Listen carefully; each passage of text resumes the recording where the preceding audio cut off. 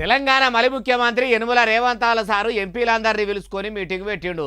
ఒక చేయి పార్టీ ఎంపీలనే పిలుచుకొని సమావేశం అయ్యిండా, లేకుంటే కమలం పువ్వు పార్టీ ఎంపీలను కూడా పిలుచుకొని మీటింగ్ పెట్టిండా అంటే అన్ని ముచ్చట్లు ఆడదాకా పోయి అరుచుకుందాం పాండ్రి.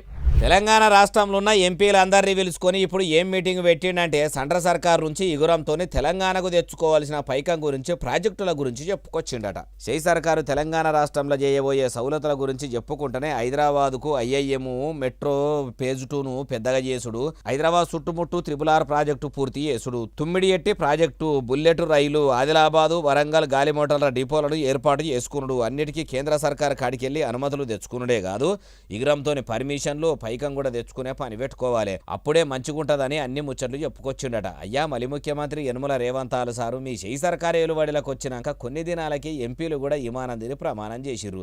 మరి అప్పటి సంది ఇగురంతో తెలంగాణకు తెచ్చింది ఏమన్నా ఉన్నదా అంటే గుండు సున్నా. ఇప్పుడు తెలుగుతోని తెలంగాణకు తెస్తారని అయితే నమ్మకం లేదు.